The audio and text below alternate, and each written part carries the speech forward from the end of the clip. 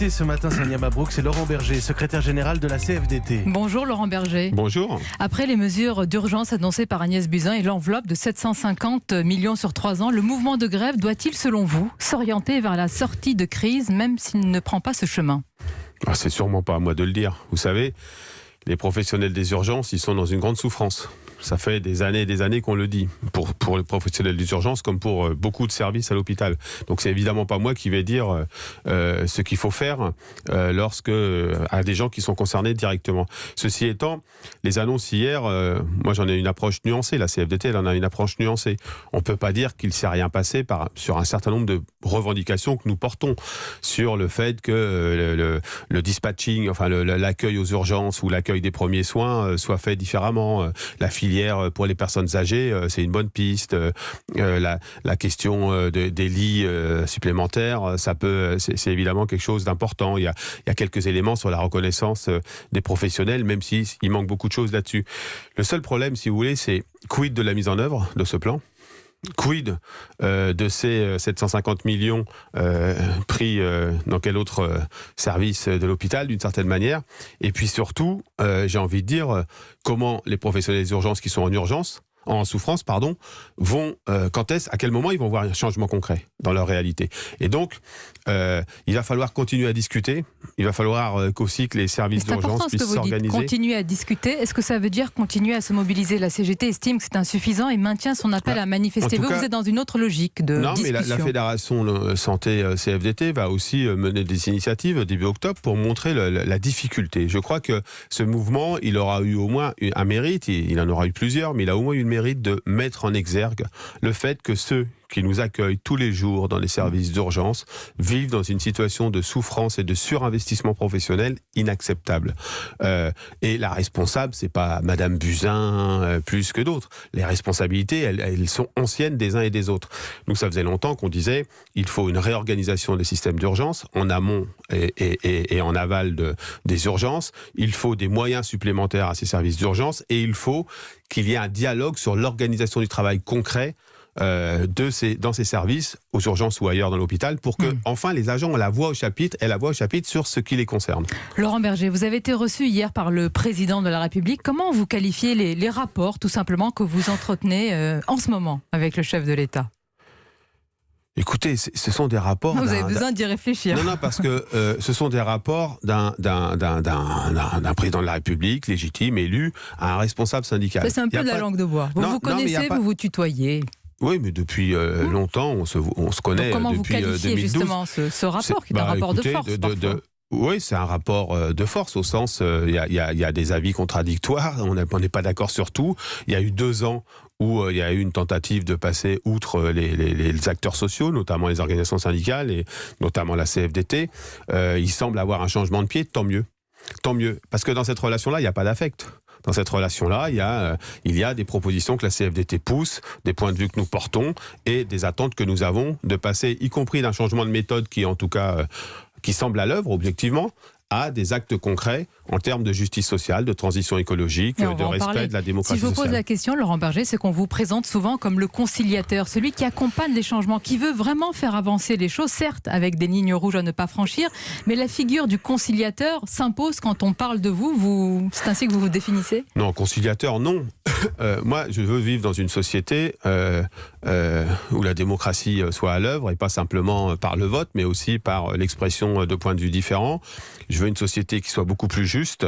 Je veux qu'on comprenne qu'on est quand même dans des changements profonds en termes de transition écologique, d'évolution du travail, qui nécessitent de revoir les façons de travailler, de revoir les façons de discuter, de négocier, mais aussi qui nécessitent qu'on entende un peu plus ceux qui, dans notre pays, sont les travailleurs et qui font que notre pays fonctionne et que les entreprises fonctionnent. Donc le compromis, c'est pas un gros mot. Il n'y a pas de société démocratique qui fonctionne hors le compromis. Vous êtes alors l'homme du compromis plutôt que le conciliateur. Moi, je suis celui qui cherche à un moment donné, à ce que le syndicalisme soit utile. Et il est utile s'il apporte des résultats concrets aux travailleurs. Alors justement, est-ce qu'il a été utile, par exemple, en vous recevant hier, Laurent Berger, le président de la République, vous a-t-il confirmé qu'il fermait la porte, là je parle des réformes de la réforme des retraites, à toute réforme budgétaire?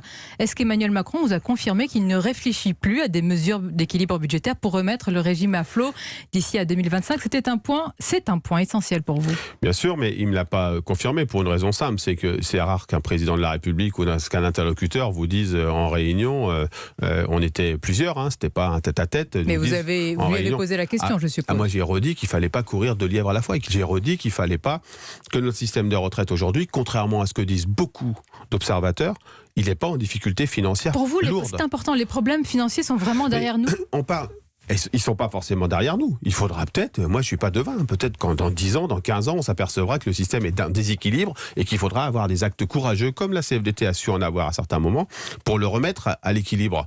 Mais aujourd'hui, ce qui était la promesse, y compris du président de la République, c'était une promesse, une réforme qualitative.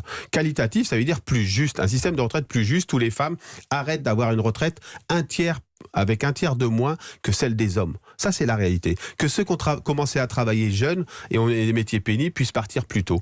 Et ça, c'est pas le cas pour tous aujourd'hui. Vous lui dites, Monsieur le Président, tenez compte de votre promesse. Oui. N'allez pas dans le sens du patronat. N'allez pas dans le sens d'une logique trop budgétaire qui serait, il faudrait que ce soit totalement à l'équilibre. On parle de 9, le Conseil d'orientation des retraites parle de 9 milliards en 2025 de déficit sur un système qui pèse plus de 300 milliards.